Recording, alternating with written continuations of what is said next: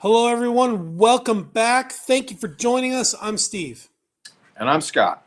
And together we are Backyard Musings, broadcasting live from the living room in Apple Valley, People's Republic of California. Yep, and we are definitely talking about science. This is a cool one. If you're not into nuclear energy, you might want to change the channel. But because this one is all about nuclear energy, and we are pro nuclear energy. Yes, all above the line. Yep. Everything. So you're looking at a nuclear utopia, a rendition by an artist in the future. This is most likely in Britain. This article is about Britain. But that's a lot of nuclear reactors in one location, right?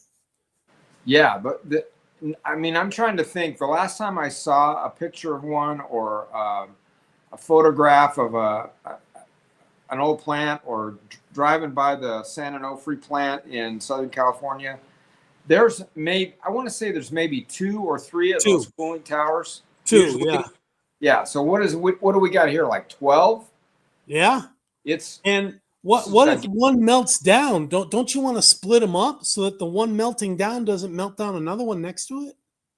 You'd think they want to split them up. Yeah, I don't know. Put a reactor here and a reactor 50 miles away, another reactor 100 miles away, and so forth, so on. Anyway, I don't know. But like I was telling Scott earlier, this is probably the reason that King Charles is rolling out the red carpet, bells and whistles, state dinner for Trump when he visits coming up the next couple months. They're probably going to unveil this. I hope he's doing okay, by the way. The king? Yeah, he had cancer. Yeah. All right. The UK and US are set to sign a landmark agreement aimed at accelerating the development of nuclear power.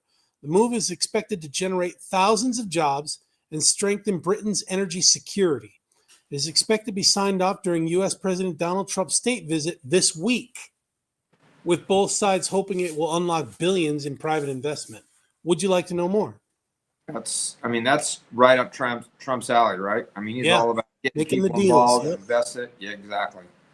The broader program could be worth up to £40 billion, with £12 billion focused in the northeast of England.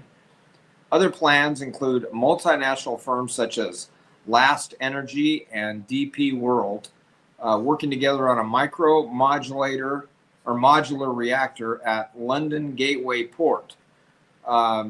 This is backed by £80 million in private investment. So we've talked about those modular plants like an assembly line, right?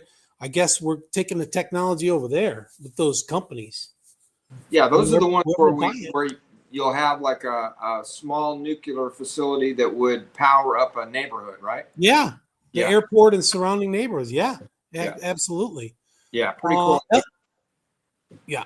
Elsewhere, Holtec, EDF, and Tritax are also planning to repurpose the former Cottam coal-fired plant in Nottinghamshire into a nuclear-powered data center hub.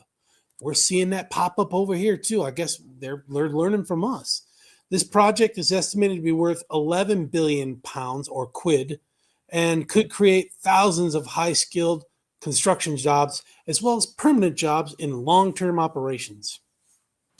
Beyond power generation, the new partnership includes collaboration on fusion energy research and an end to UK and US reliance on Russian nuclear material by 2028.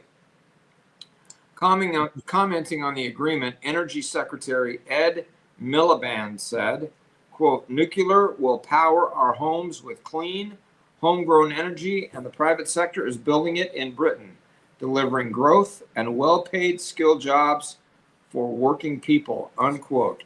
All good. Yeah. This is. I hope we see this in the United States soon. I mean, popping up one or two in every state, or one in each state. So one of the things you got to have, and again, I'm not a nuclear scientist by any stretch, but one of the things you got to have for these kind of a facility is water. Correct? Yeah. You need to have water. So to be able to build one of these out in the middle of the desert in our state where we've got lots of area, you could do that. But the problem is finding the water, right? You'd have to drill And if you'd have to have a really great water source or a well. Where these guys, England, it's an island, right? UK is an island, so they got water everywhere. But yeah, this is good stuff. This is amazing. And whenever we can put the pinch on the Ruskies, then we're good.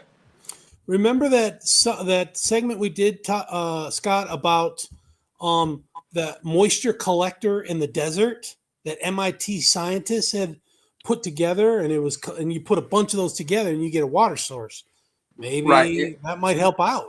Small scale now, but yeah, the more they do that, the more they could. A lot of that had to do with condensation, I think, right? Yeah, from the air, moisture from the air. Yeah. Yeah. So yeah, that could maybe they could work together with that. But this is it, man. And I think we got to figure out a way to. I saw a notice today on my email or my news alert that said Edison has been approved for a 10% rate hike. That's crazy. So we got to figure out a way to pinch them too. Forget the Russians. We got to pinch Southern California Edison and PG&E. And instead of 23 cents a kilowatt, I'll be paying 25 cents a kilowatt. That's off peak. On peak, it'll be 70 cents. Yeah, and which is outrageous. Yeah, you guys that are watching this probably thinking, what? You guys pay them? Yeah, and you know what? Electric cars are cheaper than gasoline. That's why I've got two. We eliminated the gasoline bill, which was $9,500 a year, and our electricity for our house, including the cars, is $4,500. Cut it in half. Yeah, that's a fair trade. Definitely fair trade. If you got $2 gasoline, then it's probably equal. Right, but we don't have that. I mean, our gas, we were below $4 a gallon a month or so ago, but now we're approaching the $4.40, $4.50 a gallon. Yeah. I go past it every day. And it's more in some parts of the state.